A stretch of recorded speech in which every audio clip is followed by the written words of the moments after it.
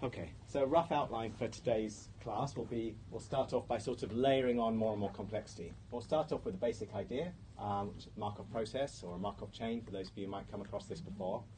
And then we'll start to introduce some of the perhaps less familiar ideas which are essential to reinforcement learning. First of all, by adding rewards in to give a Markov reward process, then by adding actions in to give a Markov decision process, and finally we probably won't have time to actually talk about them, but they're in the lecture notes for those of you who are interested. There's a lot of extensions to MDPs where we can move beyond these three settings and add in even more complexity like partial observability and so forth. So I'll begin with the basics. I'll try not to kill myself today on any stage.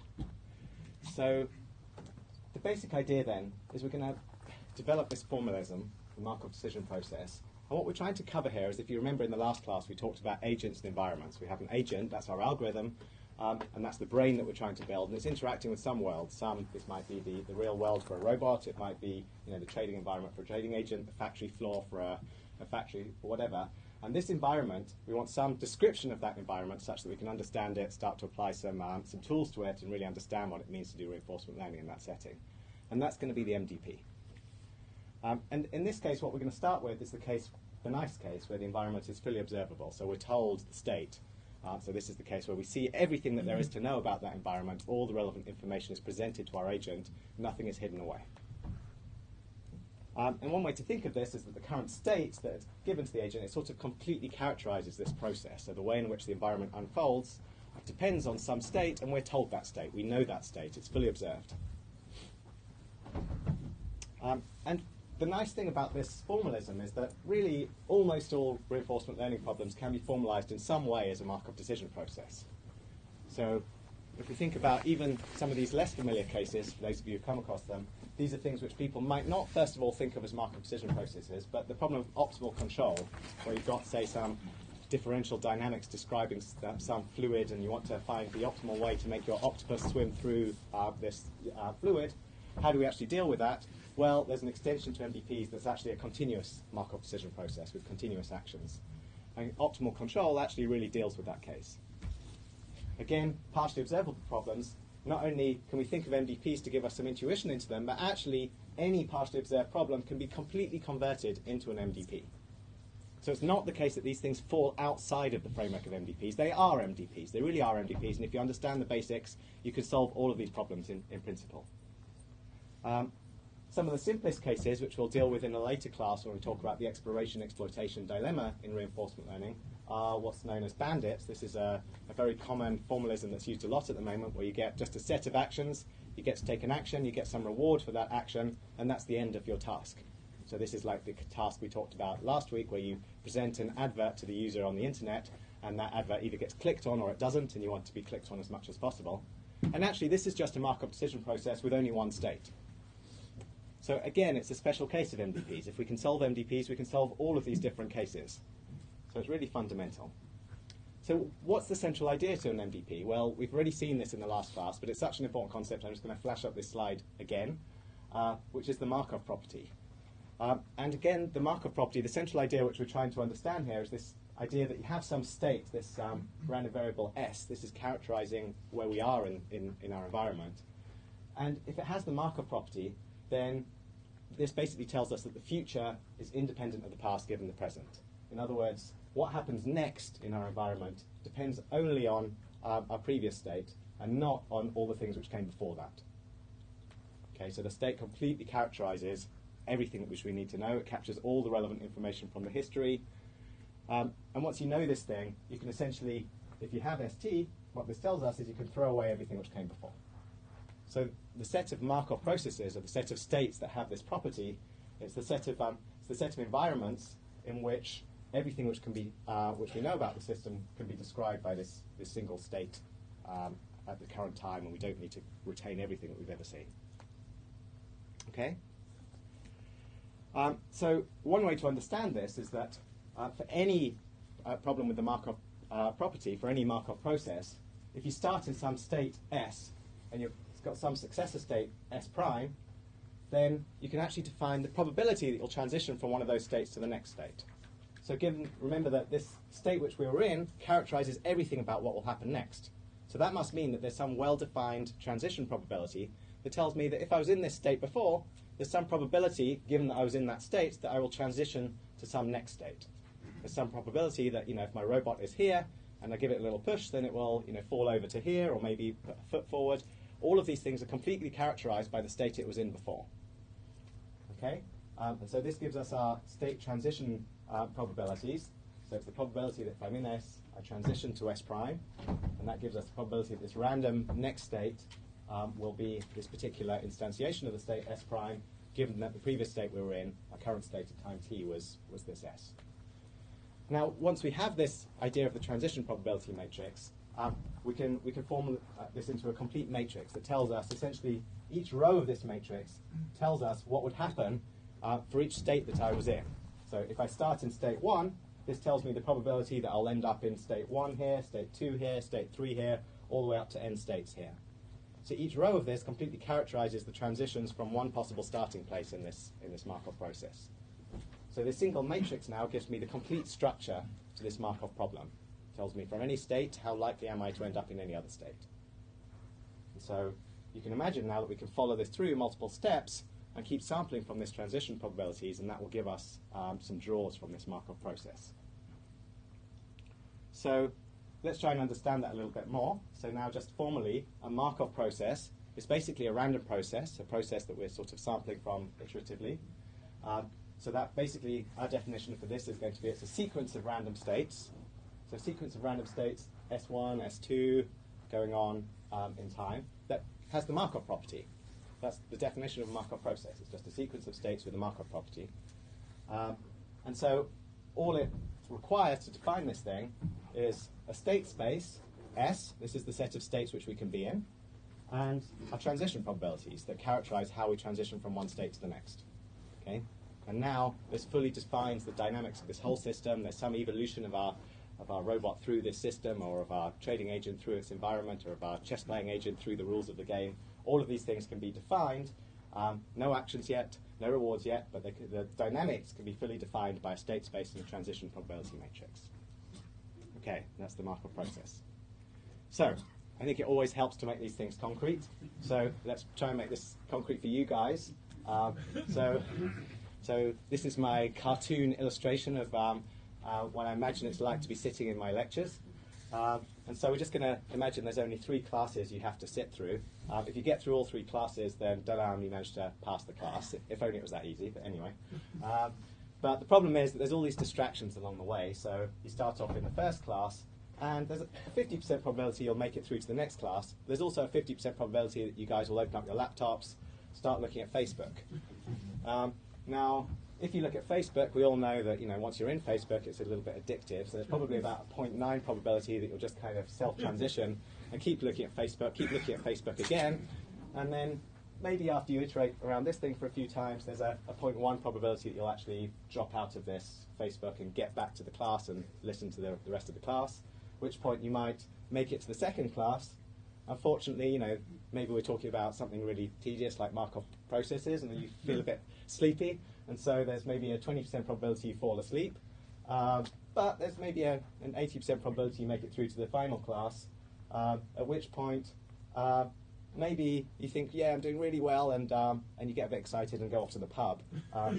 Which means if you go to the pub, you drink a few beers, you might end up either regressing back to class 1 or class 2 because of all the things you forget, or if you don't go to the pub, there's a 60% chance that you'll pass, and then after that you can go to sleep and everyone's happy. Okay, and this sleep state represents a terminal state to the Markov process. A terminal state doesn't need any special machinery. You can think of this as just a self-loop, an absorbing terminal state. It just keeps looping round and round and round. That's what the square represents. By the way, there's a few more seats over here, I think, if anyone wants to just move around. If you're okay, that's fine. Okay, so now that we've got this student Markov chain, let's think about what it means to take samples of this. So what's a sample? A sample is a sequence. It's a sequence of states where we start, for example, in our class 1, and now we're just going to take samples through this system. For example, one sample might look like this, where we go class 1, class 2, class 3, pass, fall asleep. Okay, that's the nice sample. But you might also have another sample that's like class 1, Facebook, Facebook again, back to class 1, back to class 2, and then fall asleep. You might have more complicated samples. Some of them might go on and on for quite a long time. These are variable length. Each of these you could think of as a random sequence that's sampled from these dynamics. Okay, so that's what it means to have a random process, is that you get some random sequence that's drawn from a probability distribution over sequences of states.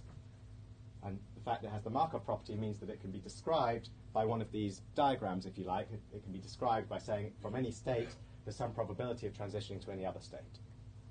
Is that clear? Good. Okay. And now we can look at the transition matrix for this problem. So the transition matrix is fully described now over here. The transition matrix basically tells us for any one of these states which we might have been in, what's the probability of transitioning to any other one of these states. So for example, if we consider class 2 here, and we look across this row here, this row of the transition matrix basically tells us there's a 0.8 probability and 80% chance of transitioning to class 3. But if we go across, there's also a 20% chance of transitioning to the sleep state. And if we look at all of the rows together, that fully describes the entire dynamics of the system.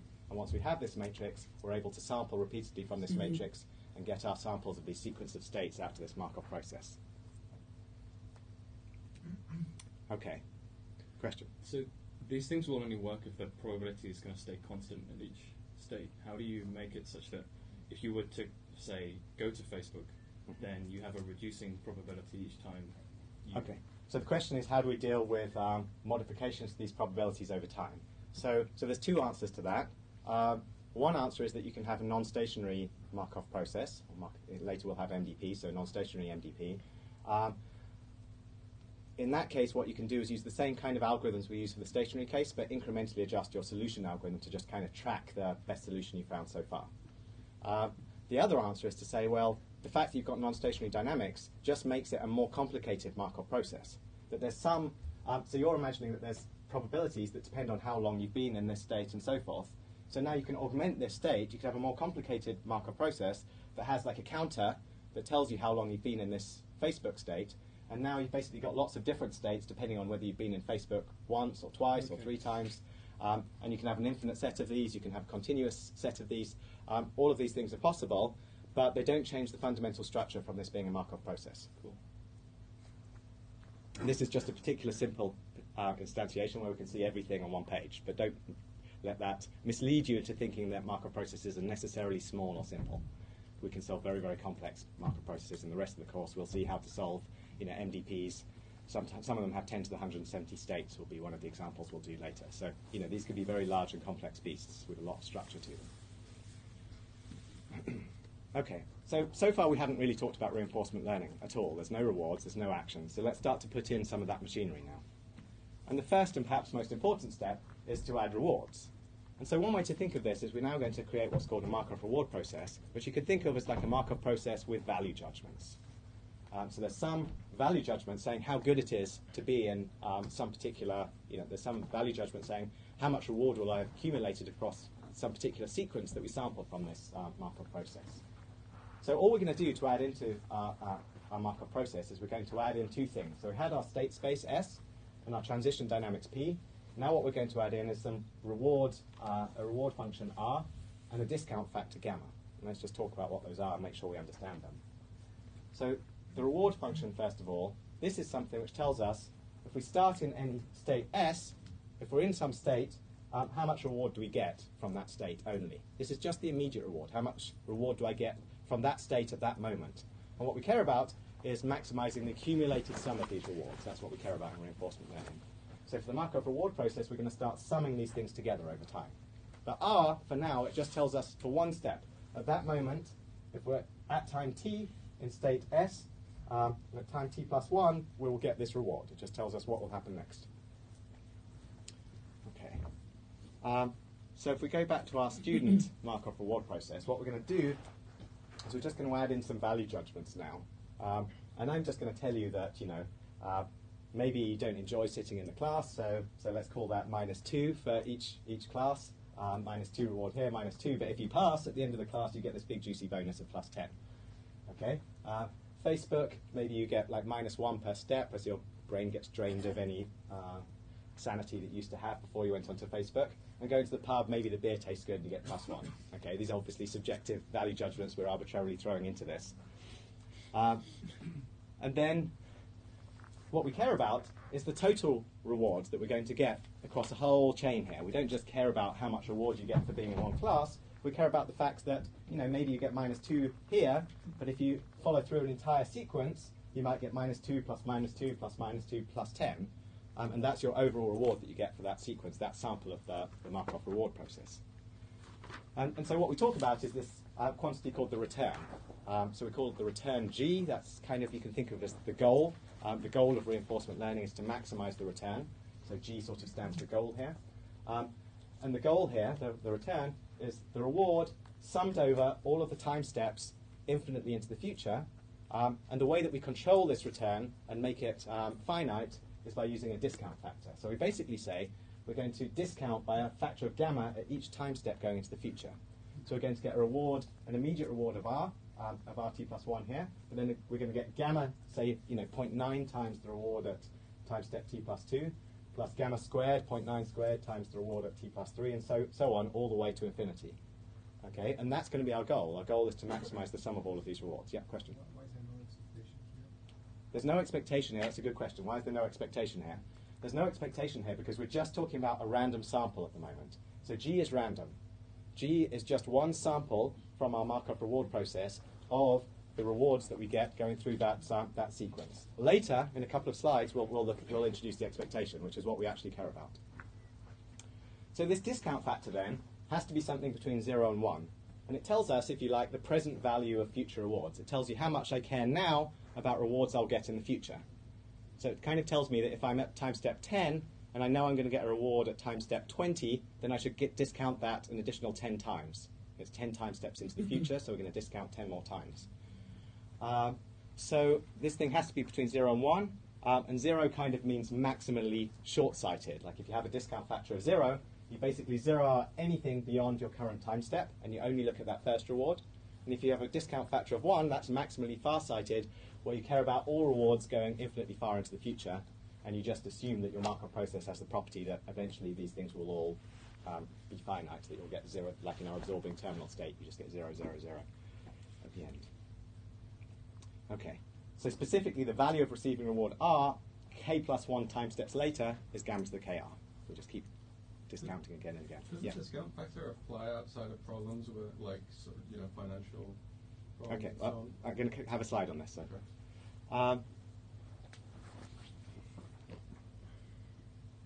So really, why should we do this? It's basically, we're somehow introducing a judgment here, which is that we prefer short-term reward to delayed reward. We prefer reward now to reward later. And the amount that we prefer reward now to reward later is given by gamma. So the closer it is to 0, the more we prefer reward now, and the closer it is to 1, the more indifferent we are to when those rewards arrive. So why should that be? That was essentially the question. Why should we do that? So I'm going to turn that over to the audience. So in most of reinforcement learning, we use a discount factor. So I just want to ask you guys, well, why? Why should we do this? Anyone think of reasons? There's more uncertainty in the future. Okay, great. So someone said there's more uncertainty into the future. I think that's a really great answer, actually. So one reason to use a discount factor is to basically represent the fact that we do not have a perfect model. So if you imagine that we're just building a Markov process to model the environment, we're building this Markov reward process, but we don't have a perfect model of the environment. So we think we've come up with some great plan. We think we know exactly how much reward we're going to get into the future. But if we don't entirely trust our decisions that we make, if we don't entirely trust our evaluations, we might choose to discount because we might say, okay, well, maybe I can take this pot of gold now, or maybe I should really trust my plan and my model that's going to tell me that all these things are going to happen over the next 10 years and then I'll get an even bigger pot of gold. Well, you have to really trust your model to wait all those time steps and really believe that things are going to turn out just as you planned in order to get that bigger pot of gold later. So uncertainty, I think, is really one of the major kind of intuitive reasons to discount. Any other points? Any other ideas? Yeah. When we're trying to plan for the future, if we're very far-sighted, so if we let that sum go to infinity, potentially the rewards can get unbounded. So we would like to pick a sequence where we're going to know that there's going to be some bounded stuff, so we can compare different models. Okay, absolutely. So to keep the maths bounded, I mean, and actually, so I'll do my first couple of slides here. So I mean, the first reason it's just mathematically convenient. And I think, honestly, that's the main reason we do it in the MDP framework for RL. Most of the time, it's just because the maths all works out. It's easy to teach. It's easy to understand. And it avoids these infinite returns. So if you have some cycle in your Markov process, and you just get rewards again and again and again and again, you need some mechanism to avoid infinity as your evaluation. Otherwise, the maths just doesn't work out. And there are other mechanisms for dealing with that, which we'll mention briefly. We have the uncertainty. And I just wanted to add in a couple of other ideas. So someone mentioned already the idea that in financial settings it's rather natural. So that's a quite specific setting, but in a financial setting we have this idea of interest rate, that you kind of know that money now is worth more than money later, and that's usually built into the definition of what it means to kind of make financial decisions or trading in a trading system or whatever. So that's a specific case where there's really a meaning to this, that you can think of gamma as like the inverse of the interest rate. But one more point I just want to make is that actually, animals and humans, they actually show a preference for immediate reward. So people have done tests on humans, and it turns out that humans have not quite an exponential discounting, but they have something like a hyperbolic discounting. But certainly animals and humans do prefer to get reward now than reward later. And so you can think of this as a cognitive model as well of how biological decision-making operates. And finally, I just wanted to mention that if you don't agree with these points, which I think is perfectly legitimate, to say, well, hey, look, the problem I care about really is artificial to introduce a discount factor. I'm only doing it to make it convenient. There are alternatives, and there's undiscounted Markov reward processes. The simplest case being where we know that all sequences terminate. So if we go back to our student MRP, we know that all sequences ended up with, at some point, falling asleep, one way or another. And so if we know that's the case, then all sequences end, or at least end in this absorbing terminal state, which keeps getting 0 and 0 and 0 again. And therefore, by definition, all returns are finite. And so then it's fine. There's also a formulation that's in the extended notes for this class, which is the average reward formulation. And there it's possible, even with infinite sequences, to still deal with the undiscounted sort of evaluation of Markov processes, Markov reward processes, and MDPs. But just to clarify, yeah. Not all sequences terminate in the example you came before. There are infinite sequences that would not end up in the sleep state. No, that's not true. So any single sample which you draw from this Markov process, by definition, is finite, of finite length. You mean there isn't some part of that process where I could just end up in an infinite loop? So any sample which you draw, there is. So it's impossible to draw a sample that's infinite. Like, by definition, the sample that you draw will terminate at some point. That's the definition of this process.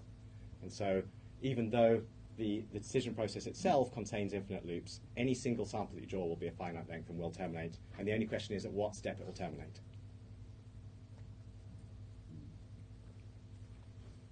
Okay. Right, so now someone asked about expectations. And so this brings us to the value function, which is really the central quantity which we're interested in RL. So the value function, this is the quantity we really care about. It's the long-term value of being in a state. So if you're in this state S, so if you're in some concrete state S, how much value will you get from there on? What's the total reward that you'll get from that state onwards? So formally, it's just the expected return if you start in that state. So if I drop you into this Markov reward process in some state, like if I drop you in class 2, how much reward will you get from class 2 to the end until you terminate? That's basically what it's saying. How much reward will you get from then onwards? And we have this expectation because the environment is stochastic. We're in this stochastic Markov process. The evolution of states might go one way one episode, and another way the next episode. What we care about is the expected return over all of those different episodes. And that's the value. That's how good it is to be in any given state. So this is the central quantity. We prefer states. We prefer to be in states that give us more total reward. And so the formulation of our problem is to say, let's first of all just measure that. So in an MRP, there's no concept of maximizing. We're just saying, let's just measure how much reward we'll get. But when we get to MDPs, we want to maximize this quantity. Okay, so let's get concrete again. Let's go back to the student Markov chain, actually the student Markov reward process. So we're going to sample returns now. So again, we're going to look at these samples of this process that we've taken. and we could consider a discount factor of gamma equals 0.5. So we basically halve the amount that we care about getting rewards at every step. And so this is the definition of our return, with gamma instantiated with a half. And so now if we just look at the value of these guys, so these are basically like the returns here. So you get 2 at the first, minus 2 at the first step, minus 2 discounted by a half, minus 2 discounted by a quarter, and then at the end of it you got this plus 10 reward for finishing the class, all 3 classes, and that's discounted by an 8. If you sum those all together, you get minus 2.25. So that's one sample of the return. So this guy should say G1. And now we've got 4 different samples here. These are different samples of the first 4 different sample sequences through this Markov reward process. So what's the value of being in this state? What's the value of the start state? Well, one way to estimate it is you can just take a bunch of samples and just take the average of these values, and that would give you a legitimate estimator for the value function, the value of that state. So the returns are samples, they're random, but the value function is not a random quantity. It's an expectation over these random variables. Okay, is that clear? So why are we starting G1 indicates that we start from state 1, say class 1? No, this is these subscripts are time steps. Okay. So G1 is, so here we're basically saying, so the definition, if we go back to the definition of return, the definition of return was the return starting at time step t is the rewards from that time step onwards. Okay, so now we're considering a bunch of different returns. We are also starting from S1 equals C1 in this case, but the things actually, the subscripts are time steps. And they're observed. The point is here, there's no expectations because we're essentially saying that we've observed these sequences. These are observed samples of our random process, and if we want to ask about the value function to make an expectation, we're asking what's the expected return, what's the expected number that's going to pop out of this at the end. What's the average of these numbers, and that's how good it is to be in this the first state of this student Markov chain. Okay, so what does this look like? So let's consider a couple of different discount factors. So first of all, this is the maximally short-sighted view of the value function. So this is the value function now for gamma equals 0. This is where we literally don't care about anything except one step of immediate reward. So if we take any given state here, so now if we consider class 2 state here, we know that no matter what we do afterwards, we're going to get a reward of minus 2 at this time step. It doesn't matter that we're going to get these other things and this plus 10 later. That's irrelevant because we're just looking at how much reward we get at this time step onwards. So the value of being in this state is minus 2. That's what we're going to get. We're going to get minus 2 whether we go to sleep or whether we go this way, we're going to get minus 2. That's just the definition of it. However, if we look at a more long-sighted discount factor, so this is like 0.9 now, then the values all change. And now we have to consider, well, if I was in this state, I'm going to get a reward of minus 2 now, but then with 0.8 probability I'm going to transition over here into a situation where I'm going to get additional rewards, minus 2, and then probably plus 10 again, and so forth. And when we factor that all together and compute it, and we'll see how to compute these things later as we go on, the value of this state actually becomes much better. We can get 0.9 reward from this state onwards, kind of averaging over the probability of falling asleep and continuing through the classes. So that's the value. That's the average now. The expectation over all of the different paths that we can take through this system, taking an average of them, that's the number that kind of summarizes how good it is to be in that state. We're going to get 0.9 units of reward from then onwards if we start there. If I drop you into that class, 0.9. That's how good you are. Okay? So now we're going to talk about, this is maybe the most fundamental relationship in reinforcement learning. You might have come across this in dynamic programming. It's very widely used. And it's called the Bellman equation. And the idea is that the value function sort of obeys this recursive decomposition. And the main idea is very simple. That it basically says that you can take your sequence of rewards from this time step all the way onwards, and you can break it up into 2 parts, which basically consist of the immediate reward that you're going to get, and then the value that you'll get from that time step onwards. So you break it up into immediate reward, and then from the successor state that you end up in, the value of where you end up. So immediate reward plus the value of where you end up. You know, if I'm a robot, I might get an immediate reward of like plus 10, but then I end up in this new state, and the question is, how good is it to be in this new state? And so the overall value function of being here is like my 10 points of immediate reward plus the value of where I ended up. And that's what the Bellman equation tells me. So formally, if we just step through this, it's very straightforward. So this is our value function. The value function is the expected return, given that I start in a particular state. So that's how we want to know how good is it to be in this state, and it's the expected return if you start in that state. If we just unwrap the definition of return, the return is just the sum of these rewards going into the future, discounted. We can break down those sum of rewards into the immediate reward plus the discounted value, the discounted return from the next step. So we've got we just pull out the discount factor. We've got starting from RT plus 2 plus gamma RT plus 3 and so forth. Just pull the factor of gamma out. And now we see that this thing here is just the return from the next time step. The return starting from t plus 2 instead of from t plus 1. So that's this thing here. We'd say it's the expected immediate reward plus discounted return. And then, by the law of iterated expectations, what we can do is basically say the expectation of this return is the same as the expectation of this return. That's called the law of iterated expectations, which gives us this final line here, which tells us that the value function in state S is equal to the expected immediate reward plus the value function at the next state. Yeah, question? I'm slightly confused with the indexes here. Like, when we start in state ST, but the time is t, and we count the reward, the first reward at like t plus 1. Okay, so the question is, why do we index the reward at time t plus 1? Actually, you'll find both in the literature. So we're following the Sutton and Bartow convention, which indexes rewards at time step t plus 1 rather than time step t. This comes from how we think of the boundary between agent and environment, that the idea is that the action that we take goes into the environment, then a time step happens whilst, that we switch our time index after control passes back from the environment to the agent. We're in a new time step. So at that point, everything we receive from the environment has a new time index. So everything after the environment is a time step t plus 1. You might even find that my slides might be slightly inconsistent on this point, so it's a good spot. So I'm sorry if that's the case.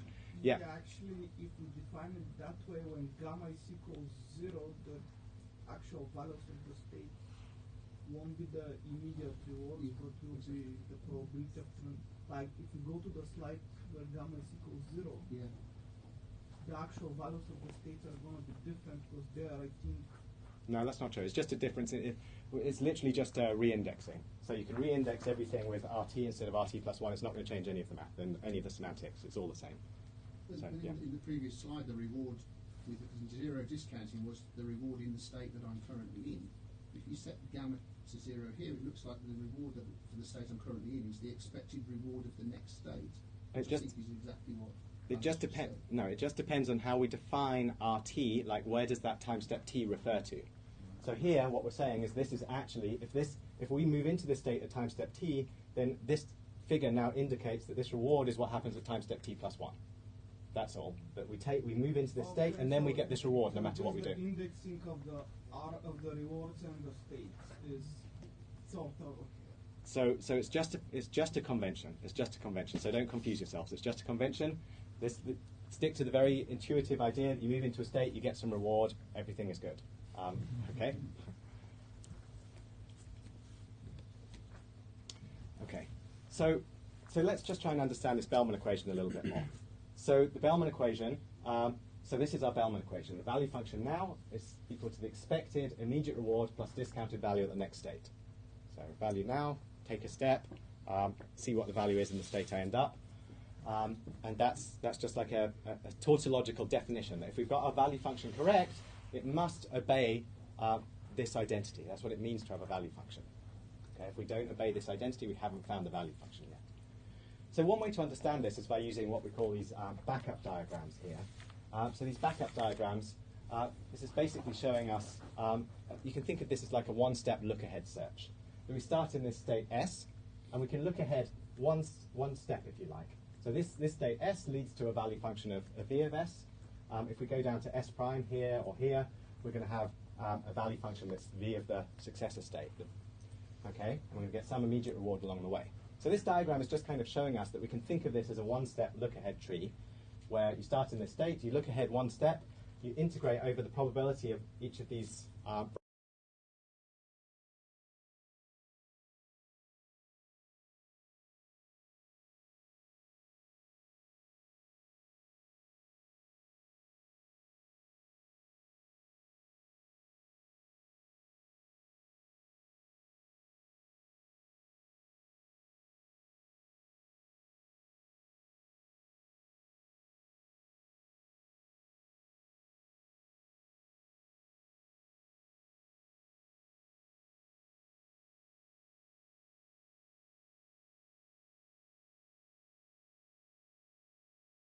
function here.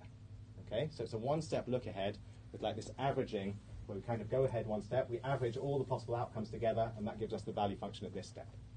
And that's actually kind of the way that we're going to proceed when we actually start to build algorithms. They're going to do something like this look ahead process, which is why it's useful to have these backup diagrams in mind. Okay, so if we think about the value function now, let's just pick out one state. So if we pick out this state here, so this is the class 3 state. And so I'm just going to tell you that this is going back, I think this is a discount factor of 1 now, so it's undiscounted. And what we're looking at is what happens if we're in this state with no discounting. So I claimed that this was the value function of this MDP, but how can we verify that? Well, we can use the Bellman equation to verify that. We can say, okay, well, if this value function is 4.3, it should really be equal to doing like a one-step look ahead, averaging over all the things which might happen next, and then ending up back here again. Okay, so let's see if that's really true. Well, from here, there are two things which could happen. So we could either basically get, so we're going to get -2 immediate reward no matter what happens. Okay, that's this -2 here. And then with 0.6 probability, you're going to move through to the next class and end up somewhere with a value of 10. But there's also 0.4 probability that you'll go to the pub and you'll end up in this state, which had a value of 0.8.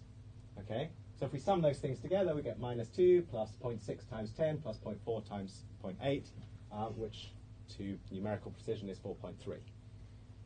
Okay, and so that sort of validated the fact that this really is the value of this MDP. I'm not very clear. What is this capital R represents? Is this a reward for doing a step? This is no matter where. okay. So I think I need to be clear about the rewards. I think a few people have. So let me try and explain that more clearly. What this diagram represents is that you're in some state. When you exit that state, regardless of what you do, you will get the reward indicated by this R. Okay? So upon exiting that state, regardless of where you end up, you will get this -2. So we could have duplicated this and written R -2 here, R -2 here, and it could have been on these arcs. And actually, when you define Markov reward decision processes, which we'll see later, and for Markov reward processes, you can make it dependent on the particular arc that you take. You can make it dependent on the action. You can make it dependent on the successor state. All of these things are possible. This is the simplest formulation. The rewards just depend on the state that you're in, and that state determines how much immediate reward you'll get. And then you have to look at where you ended up to see how much immediate reward you'll get on the next step. So you start here, you exit it, you get -2. You get to here, you exit this state, you get -2. You exit this state, you get -2. You exit this state, you get R equals 0. Okay. Sorry, you get +10. You exit this state repeatedly, you get 0, 0, 0, 0. Yeah, last question, then I'll move on. I guess that's the reason why one needs to exit the past state to get the reward of +10 to go to 0. Yes. That's why. Yes, thank you. Okay, let's move on. Okay, so this Bellman equation, so far we've seen how to kind of spell this out literally state by state, but there's a much more concise formulation which is using matrices and vectors. So if we just spend a moment to understand that, what we can do is basically use this matrix formulation of the transition matrix, which we've already seen. But now what we're going to do is we're going to introduce a vector representation of the value function, which is the obvious thing. It's basically we form a column vector where each element of the column vector contains the value function of a specific state for all states from 1 to n. Okay?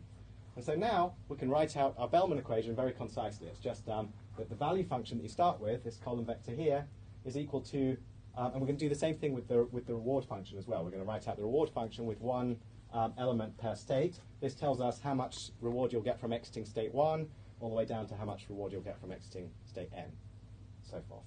Okay, so this is your immediate reward, and then this is how much, this is where you'll transition to, and this is how much value you started with before.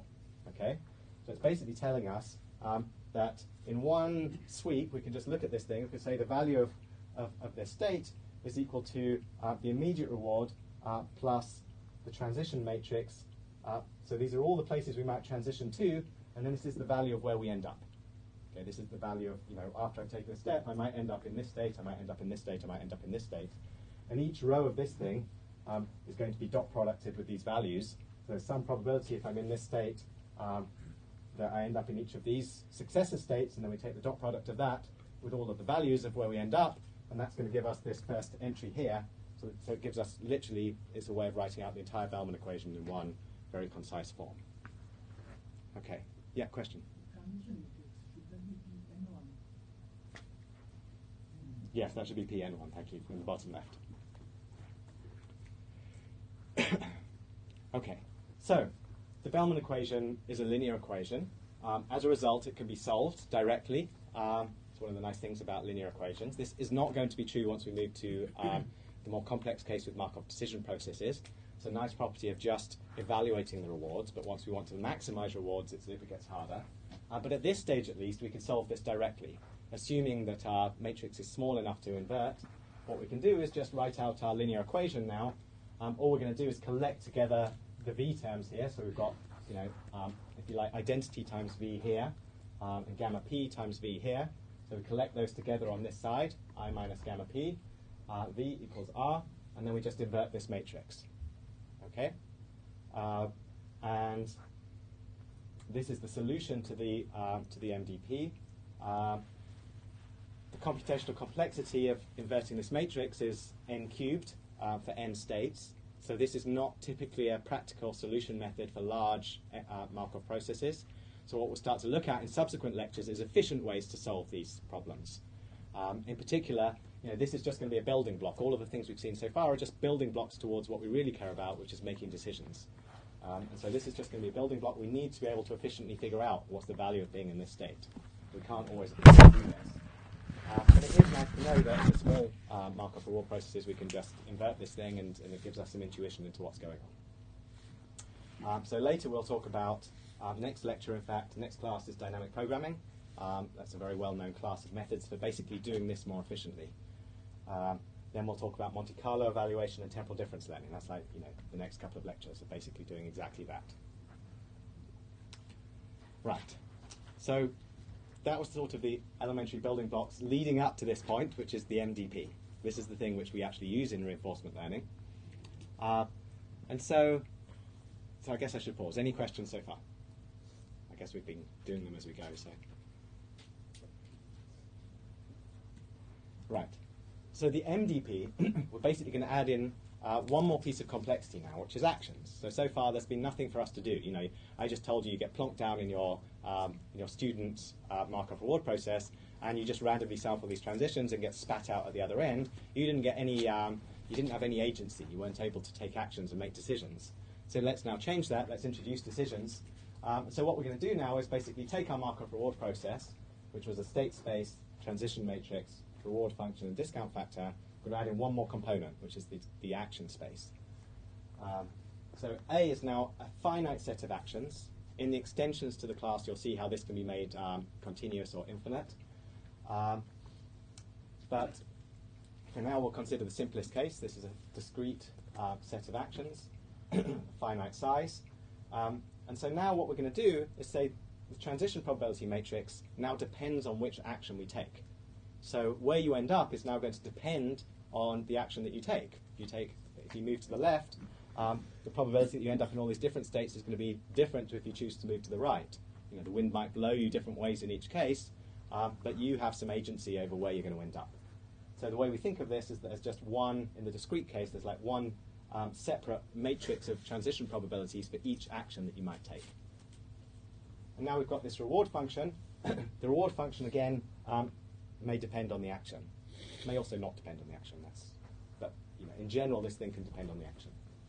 Apart from that, everything is the same. The machinery is the same. We've just introduced actions in the simplest possible way. So what we're going to do is actually redo our student Markov process now, but as an MDP, where there's decisions that you can take. So the decisions are now these red labels on the arcs. And so the point now is that you actually have some agency here. And so from this state, you can choose to either study. That's a choice now. So there's no probabilities attached to this. You can choose to study. If you study, you end up in this state. If you choose to go on Facebook, you end up on this state. When you're on Facebook, you can choose to do it again, or you can choose to quit. You can choose to go to sleep here or to study again. You can choose to study again, or you can choose to go to the pub. If you choose to go to the pub, that's the only place now that there's any randomness. If you choose to go to the pub, who knows what might happen? Maybe you'll drink 1 or 2 beers, not quite sure. So now there's some probability that you'll end up going back to class 1, going back to class 2, or even going back to class 3. Okay? So there's a lot more control that you can exert now over your path through this MDP. This is the reality for an agent.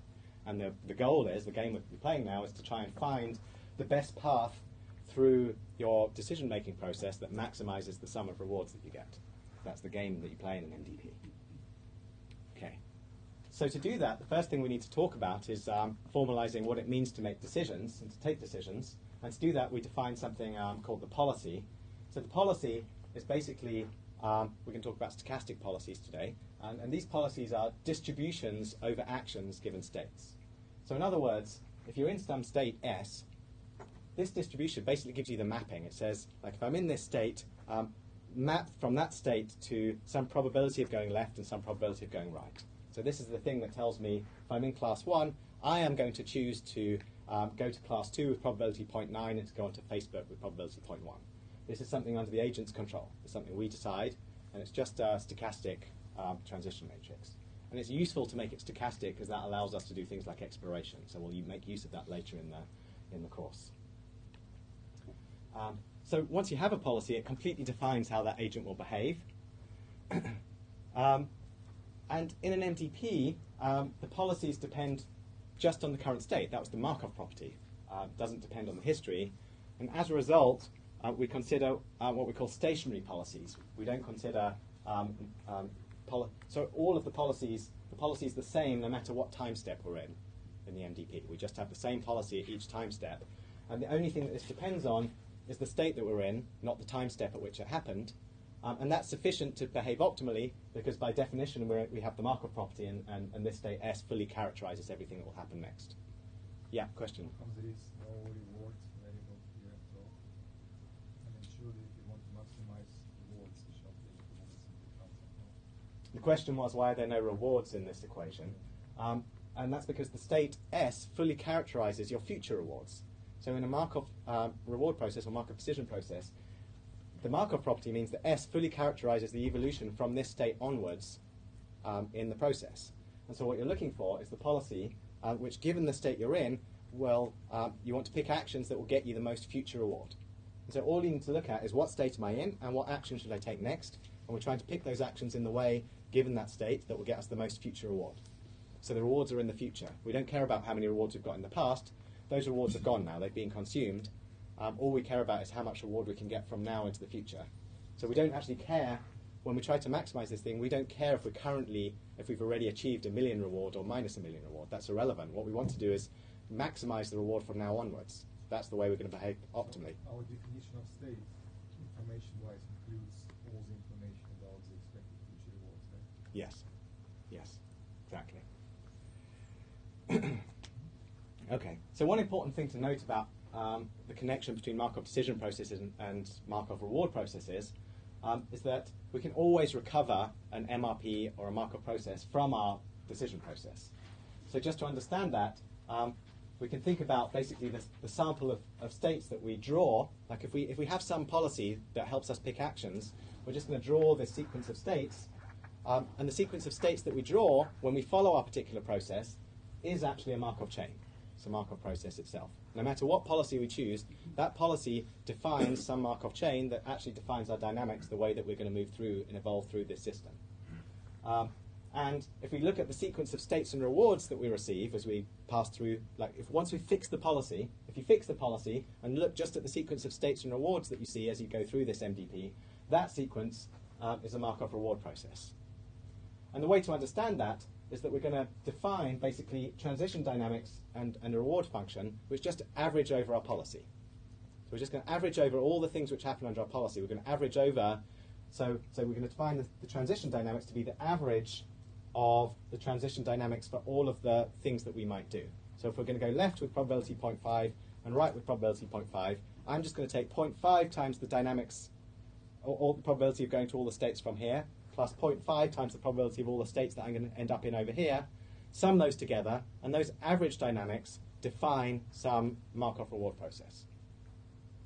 So we can always flatten our MDP, given our current policy, back into a Markov chain. This is just a useful point. It's not like central, so you can come back to this and think about it offline if you like. Okay, what is central is the concept of the value function. So we already had the value function for a Markov reward process, but there was no agency there. There was no decisions. Now we've got this policy. There's some way that we can choose to behave in our Markov process. You know, I might be following this path straight through the student Markov chain where I collect all the rewards by going through all the classes, or I might choose to spend a lot of time on Facebook. These are going to give different rewards. There's not one expectation anymore. There are different expectations depending on how I behave. And so we subscript our value function by the policy that we're interested in evaluating. So v pi of s now tells us how good is it to be in state s if I'm following policy pi. So if I'm following the policy that just goes straight through the classes, how much reward will I get? Or if I'm following the policy where I stay on Facebook for as long as possible, how much reward will I get from each day onwards? And so this basically is defined, we've just got this expectation here now. This e pi basically means the expectation when we sample all actions according to this policy pi. That's sort of hidden in that e pi notation. We're also going to define a second type of value function called the action value function. So far we've got the state value function. This v we call the state value function. That tells us how good is it to be in a particular state s. We're also going to define the action value function, which tells us how good is it to take a particular action from a particular state. And this is the thing which we intuitively care about when we want to decide which action should I take. Should I go left or should I go right? Well, I should choose the one that's going to give me more reward. And the way I evaluate these things is by looking at the action values. In other words, we're basically going to look at, so q pi, so for a given policy, for a given way to behave, we want to know if I'm in this state s, and I take this action A, what's the expected return, the total reward that I'll get after I've taken that action, how much reward will I get from that point onwards? Okay? And that's the key quantity that we're going to use to help us optimize our MDP and pick the best actions. So let's make this concrete again. So this is the state value function for the student MDP, undiscounted, so the discount factor is 1. And this is just for uniform random behavior. So we're fixing the policy to say we're always, when we've got a choice, we're always going to randomly pick 50-50 between those choices. Okay? And so this is the value function that we end up with. We see that we end up thinking it's not very good to start in this state here because there's a high probability of ending up in the Facebook state because we're choosing things 50-50.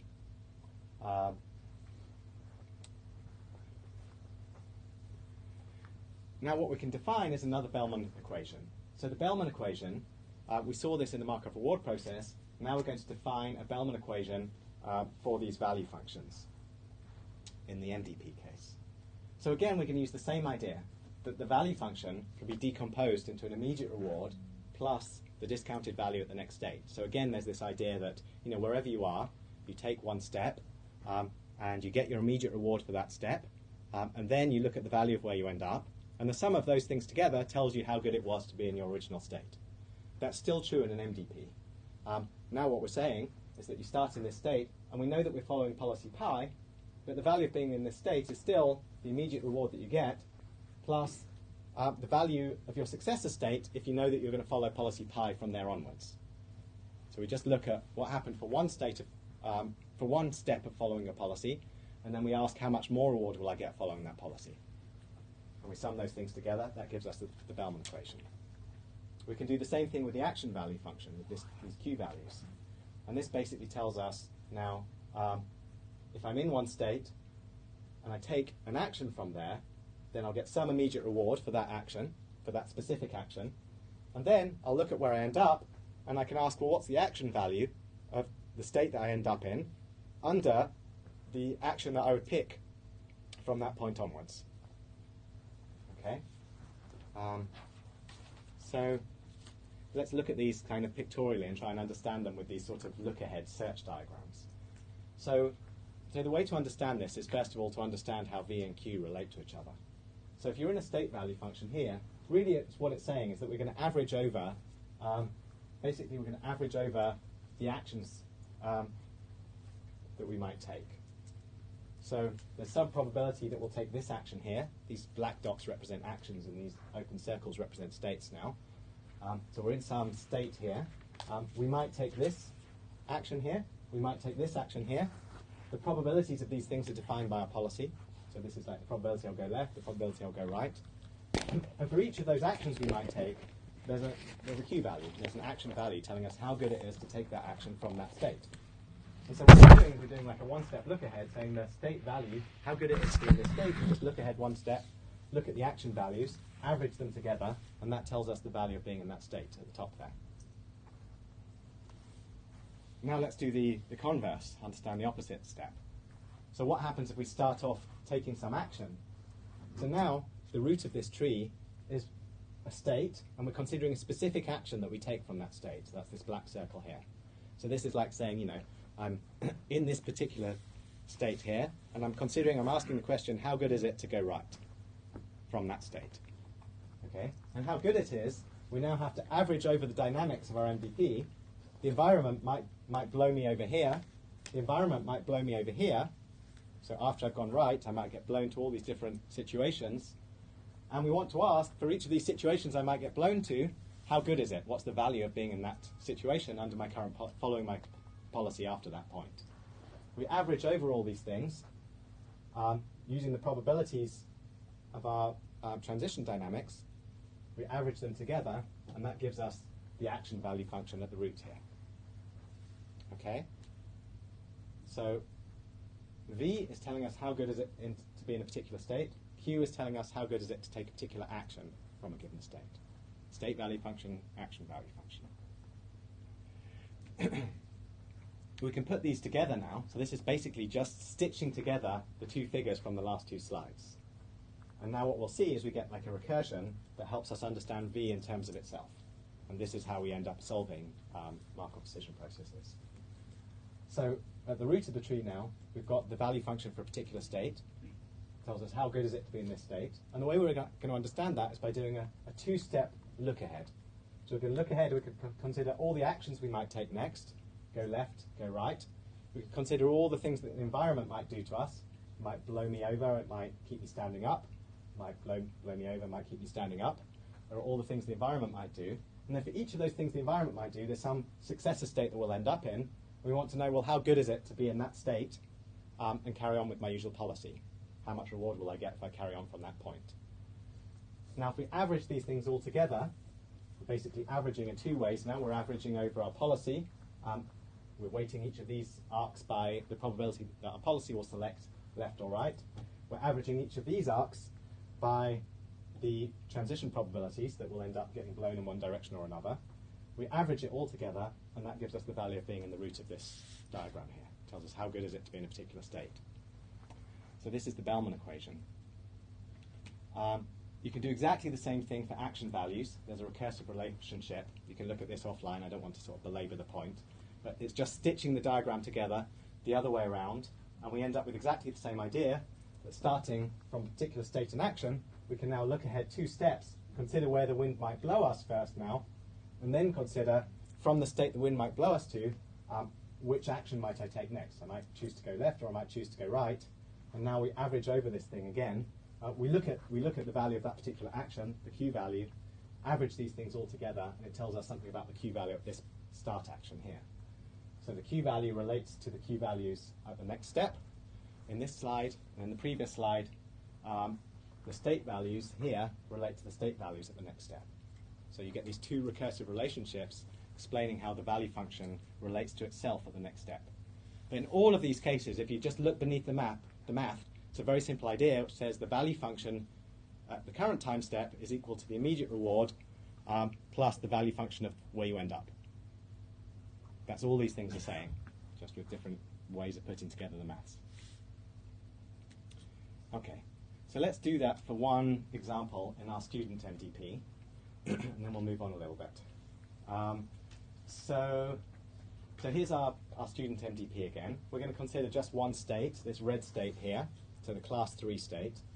And again, I'm just going to verify, we're not kind of using this Bellman equation to compute these value functions. We're going to use it to verify that this indeed does have the value of 7.4. Okay? So how can we verify it? Well, we can unroll, we can do our look ahead. And what we're going to do is we're going to do our look ahead for the state value function here.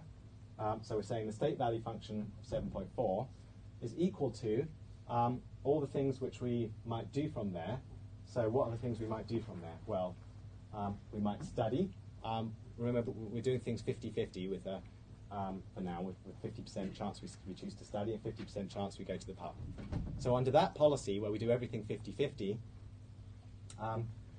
so yeah, this whole diagram is showing us the value function for the policy where we choose all of our decisions 50-50.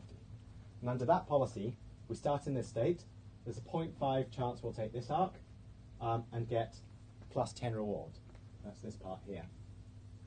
There's also a 0.5 chance we'll end up taking this arc, end up in the pub, and the pub might take us with 0.2 probability over here, 0.4 probability over here, 0.4 probability over here. And in each of those cases, we'll end up in a different state with a different value. So there's a 0.2 chance we'll end up in this value state here with value minus 1.3. There's a 0.4 chance we'll end up in this state with a value of 2.7. And a 0.4 chance we'll end up in this state here with a value of 7.4 again and end up where we started. So you can see this is quite cyclic, this thing. And so that's this equation here. We just sum those things together. So we're summing together this look ahead of what might happen after one step of taking actions and one step of where we end up. And when you add this together, so one decimal place, you get 7.4. So we've sort of verified that these numbers are self-consistent for this one state. You can verify them for all of the other states, and you would discover that this Bellman equation does indeed hold, and therefore these numbers do represent the value function for this MDP. So that basically tells us now we really know how good is it to be in each one of these states. You really will get 7.4 units of reward in expectation if you just behave according to this policy. Okay, is that clear? Right. So, that's all very well, but it doesn't tell us the best way to behave. And what we really care about in an MDP is figuring out the best way to behave. Okay, just briefly, before we do that, so I briefly introduced earlier, and I said it wasn't essential, but this idea that you could flatten any MDP back into a Markov reward process by defining these averaged state transition dynamics and averaged reward function. And of course, once we've averaged those things, that gives us a Markov reward process. We know how to solve those things already. So at least one way to solve that, another way to have solved for these numbers would have been to form these matrices, form the matrix of our transition probabilities for all of our actions, average them together to get our p pi, average together our immediate rewards to get our r pi, solve for this equation here, and that would have spat out our actual value function. So that's one way to arrive at the solutions, and we'll look at more efficient ways to do it going into the future. But you should at least understand the idea that the Bellman equation gives us a description of the system that we can solve. Once we solve for this thing, it tells us exactly what the value function is. So one linear equation, we solve it, you've got the value function, you're done. Okay. Right. Now, for the last half an hour, I want to talk about the essential problem we really care about, which is finding the best behavior in the MDP. But I'll just pause for a moment, sorry, I know there's a lot of material, so any questions at this point? People the slides tracking? online are slightly different, just minor changes to these. Are you going to put the newest ones online? I'll put the newest ones online immediately afterwards, yeah. So it's mostly notation change. I changed the notation to match the new edition of Sutton and Bartow. Can you just explain again what happened to the state pub, which seemed to have turned into some other It used to be a state, right? Yeah, so when we moved from the Markov reward process to the Markov decision process, we changed the definition of the problem. So pub used to be a state, now it's a decision that we're making. We're taking a decision now. So we're making these decisions of whether to go to a pub or whether to study. So it's actually a different problem that we're studying now. So pub is an action now. Here, pub is an action, yeah. But it ends up at something which isn't a state, whereas study ends up in something which is a state. So what? No, everything ends up in a state. So if you take the pub action, you end up at this black dot represents like a chance mode. Yeah, but you can't stay there. You can't stay there, no. The action takes you to here, and the environment immediately transitions you to here, or to here with these probabilities. Right. So you can think of this as basically telling you the dynamics. So if you take this pub action, you're basically going to be teleported to here, here, or here. You'll get a +1 reward along the way, and the probability of ending up here, here, or here is given by these numbers. But That's what it means. Okay. Why did you do that? I don't understand. Why did you now have this separate sort of this sort of transient state? Because I wanted to illustrate an example where you have some agency, where you have some control over what happens in the environment. Right. And now it's a choice whether to go to the pub or not. And the randomness is now what happens after you go to the pub. So all the other states could be considered to be the same as that, but with just a probability of 1 of going to there. Exactly. Everything, you can implicitly imagine there's one of these black dots in every one of these other arcs. So if you go to Facebook, there's a black dot here that says the action is taking you to that black dot, but that black dot is always taking you here with probability 1. Okay. And actually now, they say that action also have rewards. Mm-hmm. Earlier on, we were saying only that the state has rewards, and now that's actions. Yeah, if we go back to this was all in the definition of MDP. So if we go back to the definition of MDP, the red highlights here indicate what changed from the Markov reward process. And one of the things which changed was that the reward function was now indexed by both state and action. So the reward does depend on the action you take. That's the definition of an MDP. Okay, so what you do might affect the immediate reward you get as well as the state you end up in. So sometimes there's a cost to the action you take. That's the simplest case. Like imagine a trading agent, you buy £1,000 of goods from someone. That immediately costs you £1,000 compared to the action of do nothing, which costs you 0. So there's a cost associated with the specific actions, and they take you to different states. So that's really the commonest case. So you should intuitively expect that rewards have different effect depending on the particular action you take. So it's a form of non-determinism, really, this sort of possibly taking an action but ending up probabilistically in one of a number of different states. An MDP is stochastic. The stochastic transitions depend on the action that you take. So you get to take an action, the environment gets to roll the dice and tell you where you end up. So it's a combination of your actions and the dice which get rolled by the environment which determine what happens next. Okay, good. Where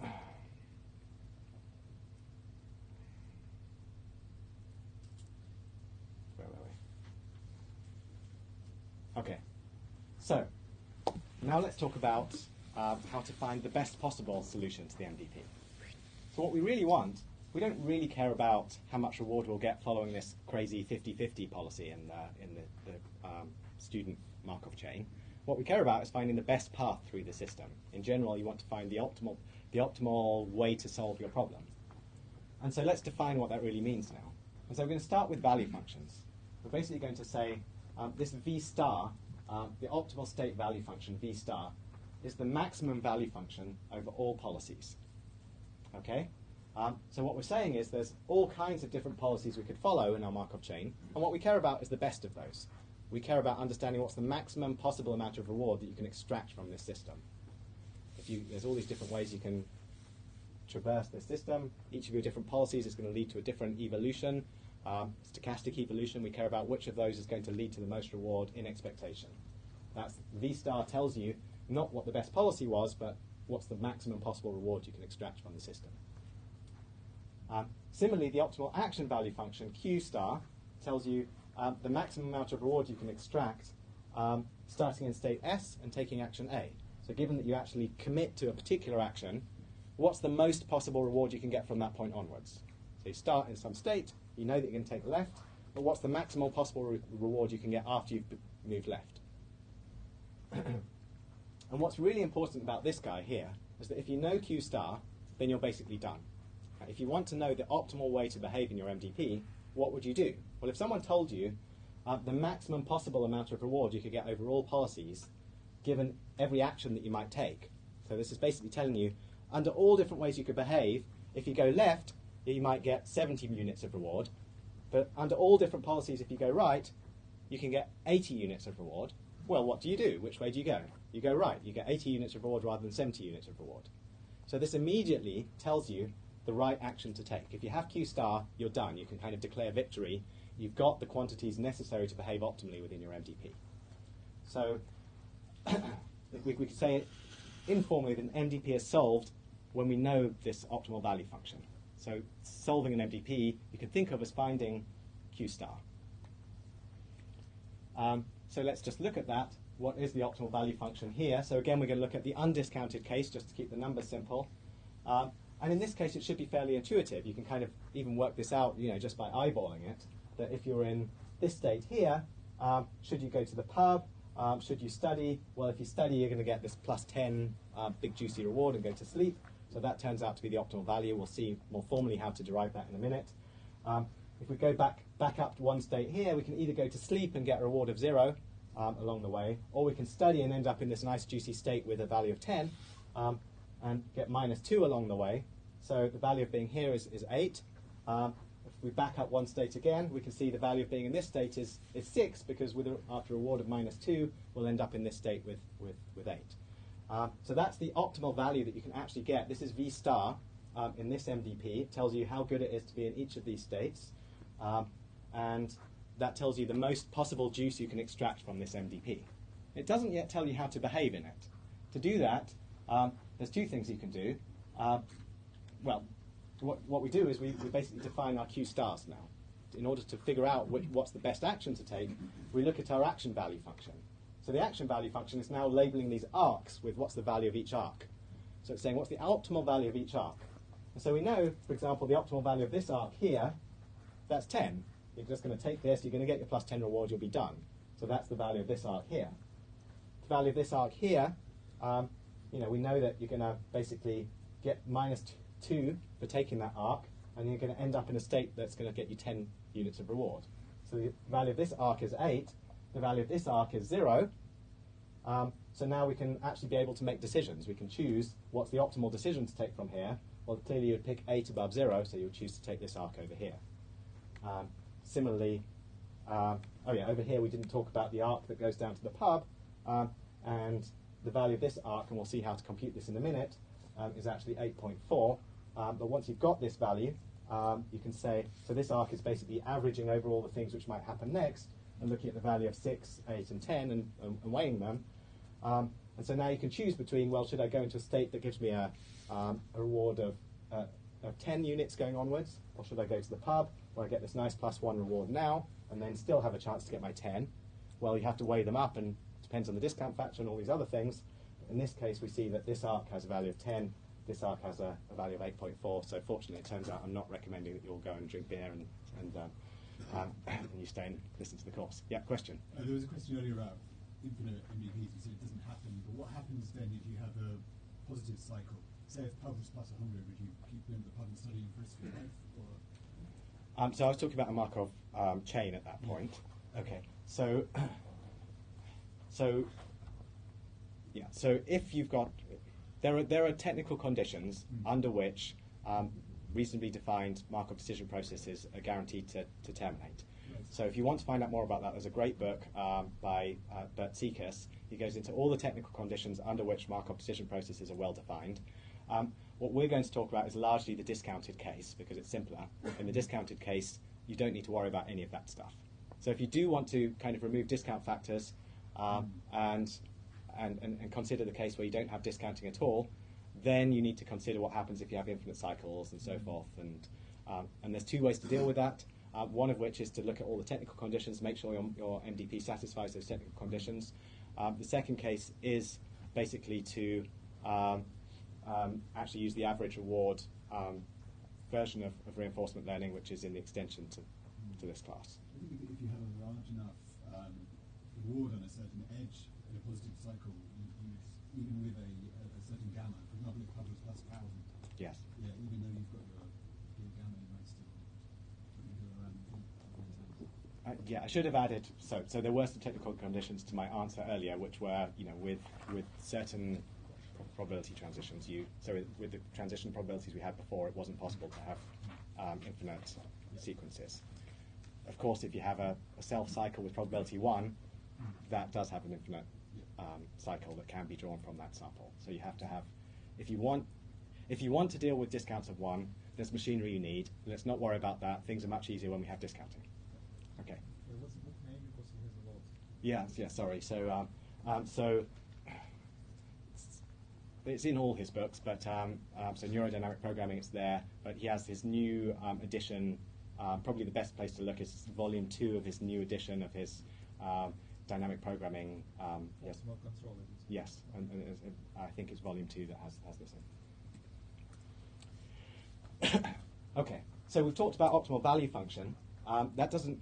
So what we really care about, what's the thing we really care about? We care about the optimal policy. So the optimal policy, we need to understand what that really means. What's the best possible way to behave in an MDP? So we've talked about policies. A policy is just like a stochastic mapping, a mapping from states to actions that we take. And now we want to understand, well, what's the best one of these things? So far we've just talked about how much juice we can extract from the system, what's the maximum amount of reward we can get. We haven't yet talked about the policy itself. And so to understand what it means to be optimal, we need to define a notion of optimality. And to do that, we need to know what it means for one policy to be better than another policy. And so what we do is we actually define just a partial ordering over policies. So this partial ordering basically tells us, let's consider two policies, pi and pi prime. So these are two arbitrary policies. And we're just going to define this greater than or equal to operator. This is going to be some partial ordering over policy space. It basically tells us the intuitive thing, that one policy is better than another policy if the value function for that policy is greater than the value function for the other policy in all states. Okay? So greater than or equal to in both cases. So what this means is that it can't be worse, that it's not possible to say a policy is better than another policy if it's actually worse than that policy in one state. It has to be at least as good in all states for us to say that it's greater than or equal in the partial ordering.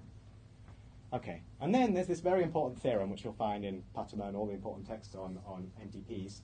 And this basically tells us that for any MDP at all, there is an optimal policy that is better than or equal to all other policies. So you should think about that. It's like, wow, okay, this is a good thing. You don't end up with this weird situation where, sometimes you need to think about taking this policy for a little bit of the MDP and this other policy for a little bit of the MDP, and that combination might be better. There's always one unique policy. There's always at least one optimal policy pi star, not necessarily unique, that is better than or equal to all other policies. So there is always an optimal policy. This pi star tells you one way to behave in your MDP that will extract the maximal juice from that MDP. And we've already seen that that's true from the Q star. Like if you have Q star and you pick the action that chooses the arc with the biggest Q star, that gives you one such policy. Okay? But the theorem basically tells you that that's true for any MDP, that this really is the best thing that you could find at the MDP. There's not going to be some other thing that's better, there's not like some weird averaging policy that's going to do better than this. Furthermore, it is possible to have more than one optimal policy. So it's possible that, for example, the simplest case is that imagine there's one action in your MDP where there's two separate actions that take you to the same state. It doesn't really matter which one of those you take, you're going to end up in the same state. They both can be optimal. It doesn't matter which one of those you choose, you're going to get the same optimal value out of this MDP, whether you go left or go right. Okay, so there can be more than one optimal policy, but if they are optimal, then all optimal policies they extract the same amount of reward from the system. They get the same amount of juice. So the value functions for those policies are the same. And specifically, the amount of value that they get can be given by the optimal value function, by the optimal action value function here. Okay, so the value of pi star is actually exactly the optimal value function that we defined earlier. So the V star and the Q star that we defined in the previous slides are precisely the numbers that you extract if you try to evaluate the optimal policy. So if you look at how good the optimal policy is, then it is indeed the maximum amount that we thought we could get out of the system. So this is like a sanity theorem, like that all the things you would hope to be true are true, and that everything is sane, and there is this thing called an optimal policy, and it does give you the maximum amount you can get from your MDP. Okay. So how do we find this thing? Well, we've already seen this intuitively, so this is just writing it down in equations. It's just saying that all we need is what you solve for Q star, and then you pick the action that gives you the most Q star. So in every state, what you do, if you're in state S, well, you just pick the action A with probability 1 that maximizes Q star, and that is the action that will give you maximum possible reward. And there is always a deterministic optimal policy. So not only is there an optimal policy, but there's a deterministic optimal policy, and this gives you one such deterministic optimal policy. Okay. And the good thing about this is, once we've got Q star, we're done. The game is solved. We're happy. So let's do this one last time back at our student MDP. So now what we're going to look at is the optimal policy. So now what we're looking at is these arcs, remember, represent the actions that we can take. Like we can study, or we can go to Facebook, we can study, or we can go to the pub. And these red arcs now are highlighting the optimal action value. The optimal policy, pi star, is highlighted in red here. This is the undiscounted case again. So it's just this simple path all the way through our studying and studying and studying again that we'd already identified. But we can see that it must be the case again just by looking at the Q star values, which are also highlighted, and seeing that the optimal policy is always the one that picks, but whenever you've got two choices, it picks the one with the highest Q. So specifically over here, we've got the choice between Q star equals 10 for studying again, Q star equals 8.4 for going to the pub. So the optimal policy, the red arc, is the one that maximizes that and gets us the most reward going into the future. Okay, so how do we arrive at this Q star in practice? How do we actually arrive at figuring out these Q star values? These Q star values we've seen time and again, they're central. This is the central quantity we're trying to figure out so that we can just bang, pick the right action without even any look ahead or further thought. So once we have Q star, we're done. We've solved the MDP, but how do we arrive at Q star? So intuitively, what did we do? Well, we kind of worked our way backwards. We started off at this final state. We looked at the value of taking this arc, which was kind of trivially 10. You go to here, you finish, you get plus 10 along the way. And then we worked our way backwards, and we kind of did this look ahead with a one-step look ahead, where we started here and we said, okay, you start here, you look ahead one step, you end up with 10, work your way backwards. And that working backwards is precisely what we get out of a Bellman equation. So now what we're going to talk about is the Bellman optimality equation. So if you just open a textbook and hear about the Bellman equation for MDPs, they're talking about this one, not the one we looked at before. It's the Bellman optimality equation. This is the one that tells you how to really solve your MDP, the one that tells you, how do you relate the optimal value function to itself. So before we looked at the Bellman expectation equation for MDPs, which told us how V pi related to itself. So we looked at, for example, under this average behavior policy where you might go right or left with equal probability, how did the values relate to themselves? Now we're looking at really the optimal values. We're looking at the best things. We're looking at these, something like these red highlighted guys, like the values in these circles now, 6, 6, 8, 10. The maximum amount of juice you can get from your system, how does that number relate to itself? And what we can do is do like a one-step look ahead again. And so the way to understand this is, again, by this one-step look ahead, you can ask, well, what's the optimal value of being in some state? Well, you can consider each of the actions that you might take will take you to one of these chance nodes here, one of these action nodes. And we can say, when we reach that action, we can look at the action value. This is the red arc, the number on the red arc. We can say, this had a number on the red arc, which was 8, and this had a number on the red arc, which was 10, or whatever it was. And now what we do is, instead of taking the average of these guys, we take the max over these guys. So we're basically saying, look at the value of each of the actions you can take and pick the max of them. And that's going to tell you how good it is to be in this state here. It's simply the max of all the Q values. I can go left, I can go right, I look at how much reward I get in each case, and I pick the one that gives me the most. Okay? So the value function of a state is the max of the Q values of each of the actions you can take from that state. clear? Now we're going to do the other half. So remember we had V going to Q, now we're going to do Q going to V. So now we want to know, well, how good is one of those red arcs in that diagram? How do we know what the optimal value is for being in a particular state and taking a particular action? How do we know that the study arc has a particular optimal value to it? Well, again, we can do a one-step look ahead, but now we're looking ahead over what the dynamics might do, what the environment might do to us, where the wind might blow us. We don't control this. This is like going to the pub and then, we don't know what will happen in the pub. It's a crazy place and we might end up in all these different situations. And each of those states that we end up in has some optimal value. And so we kind of, this is like an inductive argument. We sort of assume that we know inductively the optimal value of each of those states that we might end up in. And if we know the value of each of those states that we might end up in, we just need to average over them now. There's no max here. We don't get to pick where the wind blows us. We have to average over all the things the environment might do to us, and that tells us how good our action is. So our action is, the optimal action value is just the immediate reward plus the average over all the probability that the wind might blow us left, the probability the wind might blow us right, multiplied by the optimal value of being in that state. Okay? And again, what we can do is put those two pieces together. When you put those two pieces together, you have a recursive relationship that relates V star to itself. So this gives us an equation that we can solve. Okay? So this is now a two-step look ahead. We're looking ahead over the actions we can take here and maximizing over those. And we're also looking ahead over the dice that the environment might roll. And we don't maximize over the dice. We don't control the dice. Instead, we average over the dice that the environment can roll. We do this two-step look ahead over our actions from this state and all the things the environment might do to us. And then we look at the optimal value of where we end up.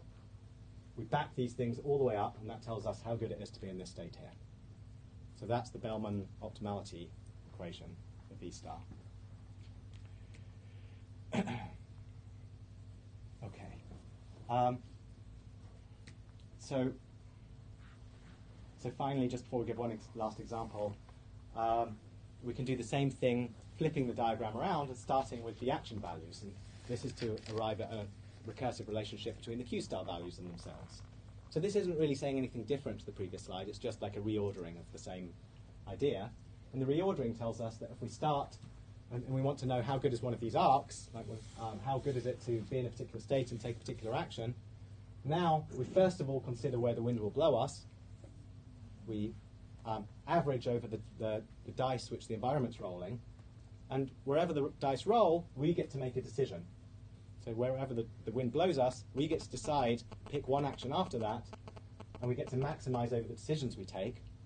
So we average over the dice that we roll, and we maximize over the decisions we take, and for each of these leaves, we consider the action value, the optimal action value, like how good is it to be in this state taking this particular action, or in this state taking this action. We back that up all the way to the beginning, and that tells us the Q value of the root of this diagram. Okay. So let's make that concrete by picking one state in this diagram. Probably absolutely stick to the teeth of this student MVP by now. Anyway, I promise it won't come up too much again. So here we start off in this state. We consider we have two possible actions that we can take.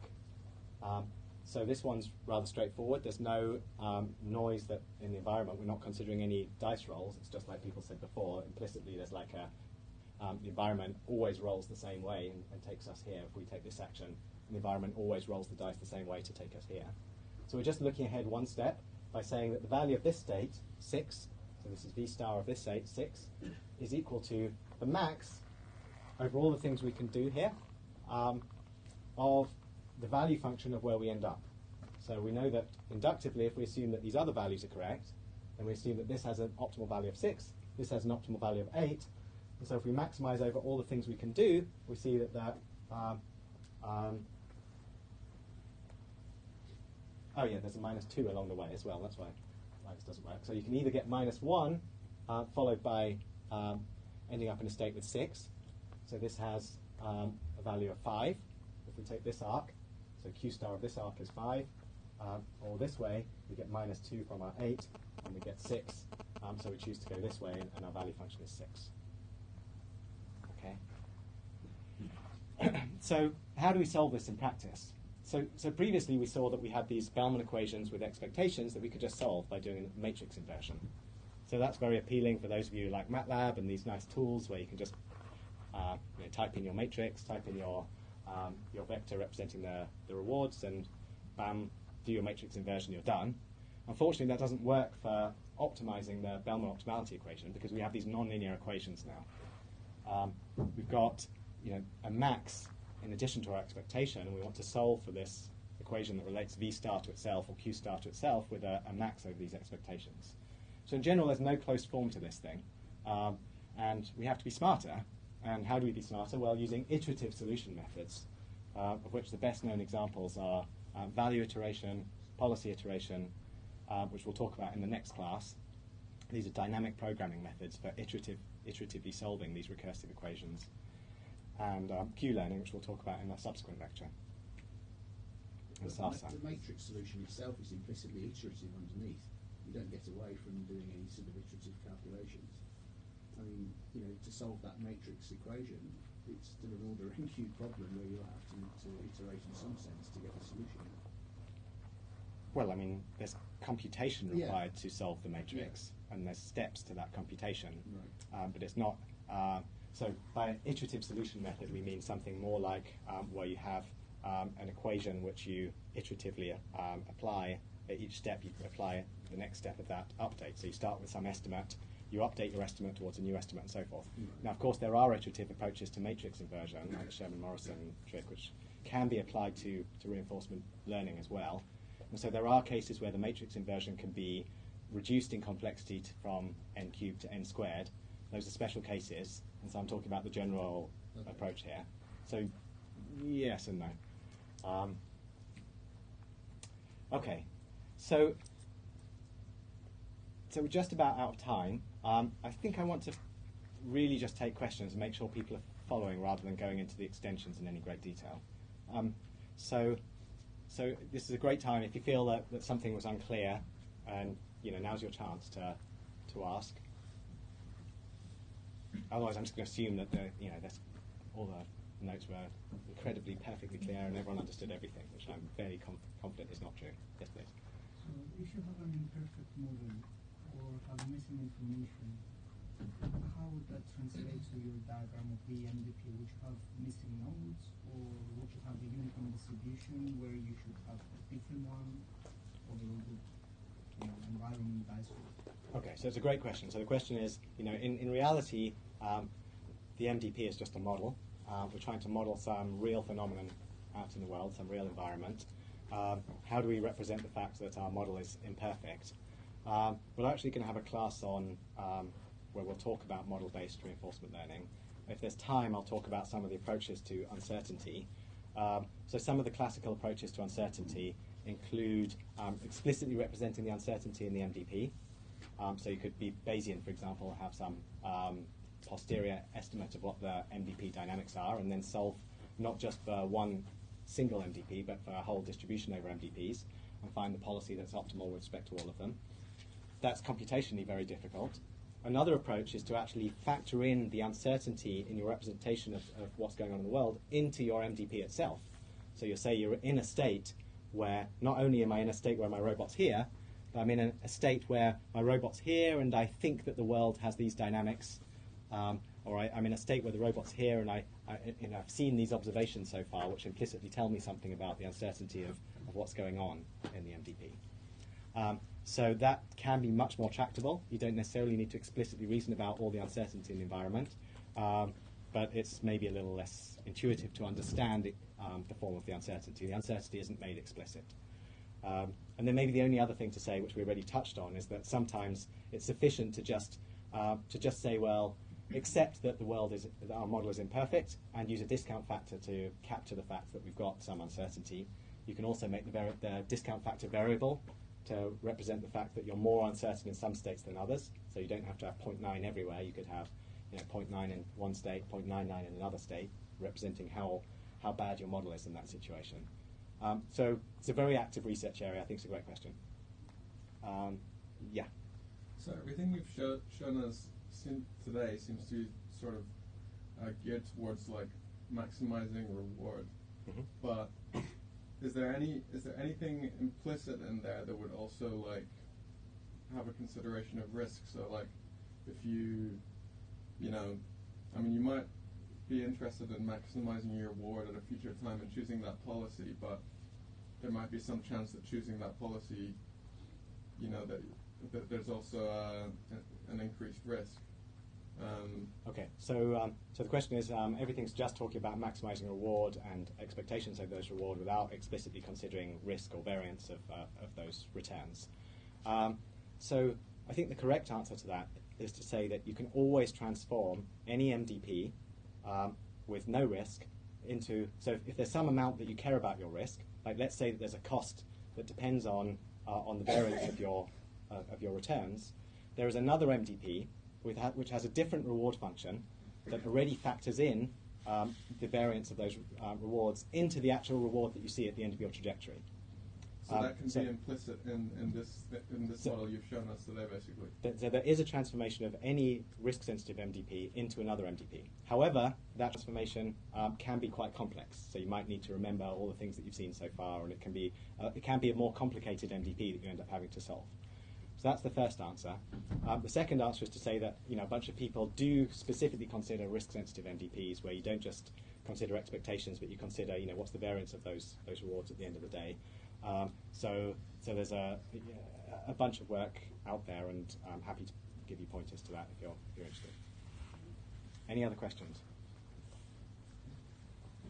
Okay, one more, and then I just want to say a couple of words before everyone piles out. Oh yeah, sorry, this guy was actually waiting for longer. So. Some example for intuition for the Bellman equation, for instance. Obviously you have two parts which balance, and I think it's just pure mass. There are situations, for instance, in finance where somebody would actually balance it, in terms of arbitrage. But in terms of like real equation, real situations like your robot or like a Atari game, what does it make it sort of to actually hold true? Okay, so the question is, what's the intuition behind the Bellman equation in some real example?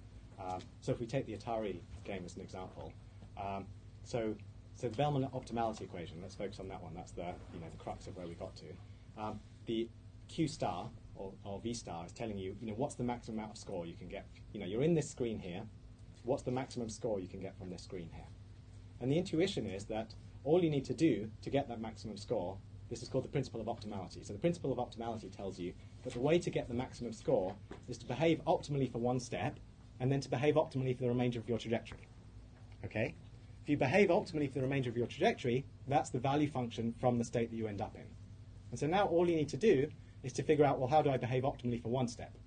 And the way that you behave optimally for one step is to maximize over those optimal value functions in the places you might end up in. So it's like you might move Pac-Man to the left, and you might move Pac-Man to the right. If you move Pac-Man to the right, and you can get 100 points of optimal value from that point onwards. Or so moving to the right, you might get plus 10, and then 100 points of optimal value afterwards. Moving to the left, you might get plus 20, but then only 50 points of optimal value afterwards. And so the intuition is that just by breaking down your trajectory into these two parts, into the optimal decision at one step and the optimal decision from there onwards, you can describe what it means to have optimal dynamics for the whole problem. Okay. One more question, then I just want to say a couple of words about the extensions, but without any details at all, so don't get scared. Yes? In terms of practical applications, say you have 1 million states and 1 million actions per state, how do you arrive at the rewards? So if you have 1 million states and 1 million actions per state, you have a large MDP, and so now you're asking how do you actually solve the MDP to find the optimal value function? Is that the question? Was the question how do you solve it, or how do you decide on the immediate rewards? How do you model the rewards? Probably not manually typing everything. I see. So the question isn't how do you solve the MDP, it's how do you model the MDP? How do you represent a large MDP? So typically the reward function is given by the environment dynamics. So it's given by so for example it might be, imagine you're playing Atari, the score that you get, there are many more than 1 million states in Atari. And yet the score is just a function of that state that you're in. So it's something which, you're in this state, you query the emulator, you say, what's the score, or you extract the score from the screen, and it's just a function that depends on your state. So typically there's some function mapping state to reward, and that function characterizes imagine you're a programmer and you're trying to tell your program what the problem is you're trying to solve. The reward function is kind of like the definition of the program. You're asking the program to solve this particular problem. It's part of the problem definition.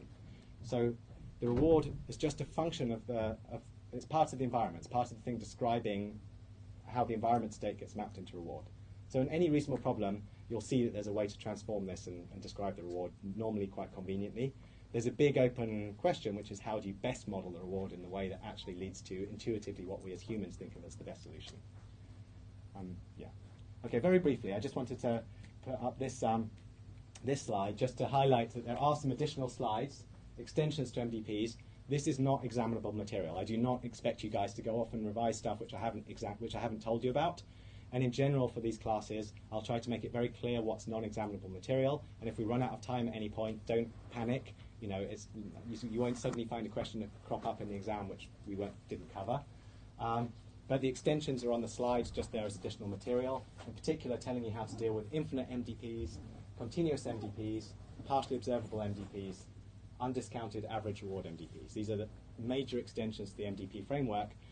Just to give you some sense, I think just out of interest, you can get some sense. It's not details, it's just a brief outline showing you how you can move beyond this to the case where you're trying to control some real aeroplane or helicopter with continuous actions and perhaps even continuous time steps, or where the state that you see doesn't tell you everything about the environment, but you just get to see the robot's camera at every given time step, and you don't get exposed to the Markov state that's actually inside the environment. You just get to see what your agent sees at that moment. And finally, the case where we can deal with undiscounted case by basically looking at a limiting case where we average over, where we look at the average reward going into the future, the average reward per time step, instead of the discounted sum of rewards. It's a different definition of return that actually works out very neatly. So just if you're feeling enthusiastic, go and have a look. There's pointers to elsewhere. And otherwise, the remainder is next week we'll start to talk about how to solve these things. So this is just defining the problem. Next